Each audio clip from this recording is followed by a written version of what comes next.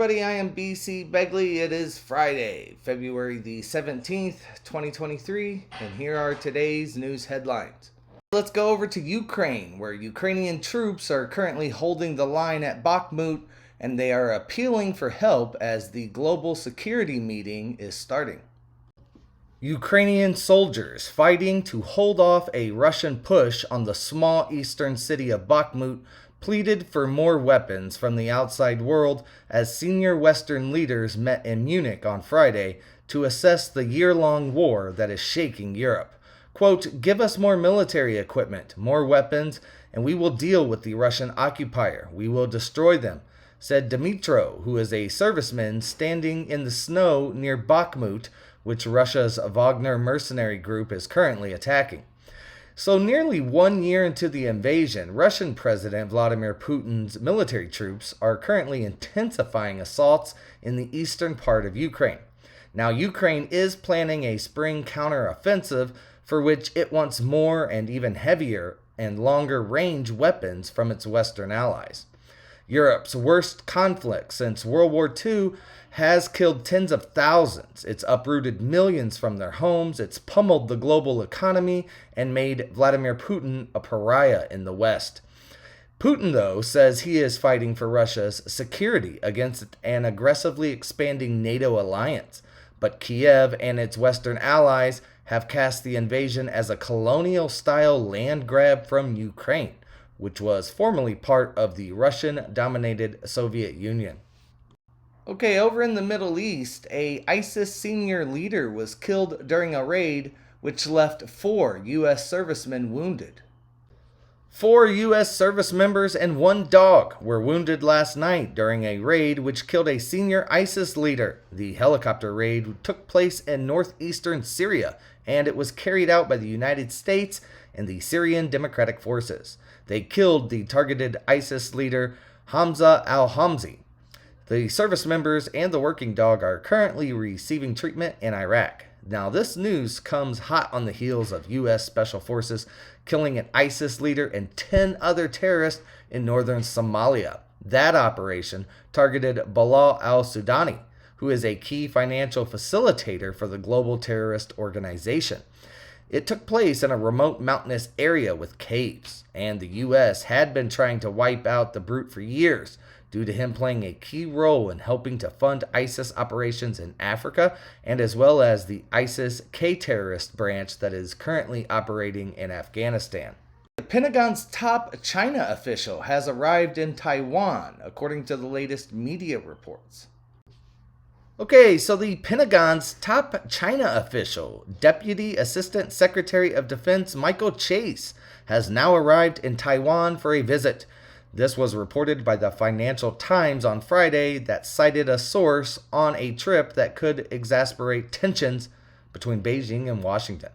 Both Taiwan's Defense Ministry and the Pentagon declined to comment. Quote, "We don't have a comment on specific operations, engagements, or training, but I would highlight that our support for and defense relationship with Taiwan remains aligned against the current threat posed by the People's Republic of China," a Pentagon spokesperson said. Now, speaking earlier, the Taiwan defense minister said he was, quote, "not very certain about a report that the trip would take place." Okay, for this story, we're going to Indiana, where a church employee stole nearly $600,000 for gambling and Florida vacations, the feds say. An Indiana woman has been sentenced to 2 years in federal prison after stealing nearly $600,000 from the church where she worked. According to court documents from 2008 till 2021, Marie Carson illegally transferred approximately $573,836.59 from business accounts of a Catholic church and related school in Indianapolis, Indiana, to her own personal bank account. The United States Department of Justice said Monday the actual monetary loss is likely much higher, as Carson, 72 years old, admitted to church officials that she began the scheme way back in 2004. Quote, "For more than 13 years, this defendant abused her position of trust to embezzle money from parishioners intended for church and a school. said Zachary A. Myers, who is the United States Attorney for the Southern District of Indiana. Quote, her greed and desire for lavish vacations outweighed her interest in the following the dictates of our criminal laws and the teachings of her church. Quote, thou shalt not steal. The sentence imposed today sends a clear message to those who might seek to steal, defraud, and embezzle. We will find you. You will be prosecuted. You will be held accountable, he said. Ancient Christian maps of Israel and Jerusalem have been gifted to the University of Haifa.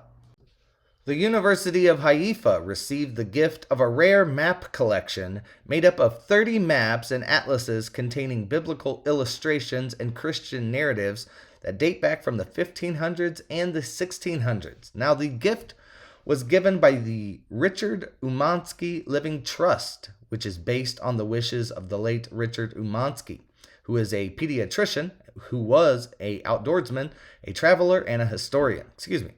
Umansky studied the maps for decades and eventually gave them to Stanford University to be cataloged and, when he died, given to the University of Haifa. One of the maps in the collection is a Dutch interpretation of a 13th century map which dates back to the 1600s. Copies of the collection are located in different places around the world. Holes may be the source of a mysterious dark energy, according to a latest report by scientists. When astronomers discovered that the universe is expanding at an accelerating rate, they theorized that some force must be pushing things further apart and overcoming gravity, which would be slowing things down. That force was suggested to be dark energy, but no one has ever figured out where it comes from. But a team of 17 international researchers led by the University of Hawaii has discovered the first evidence for the origin point of dark energy: black holes.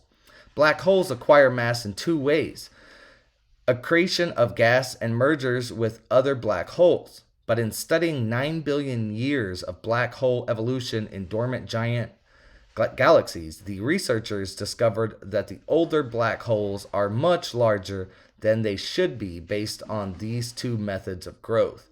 That means there must be another way these black holes are acquiring mass.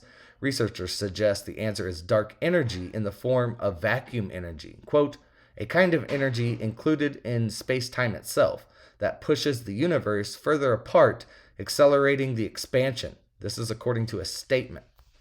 Okay, thank you for watching, everybody. As always, the links to all the articles that I've covered will be in the video's description down below. Don't forget to like and subscribe. I will be traveling this weekend, so I don't know how much work and videos I'll get done this weekend, but I'll be back on Monday for even more news headlines.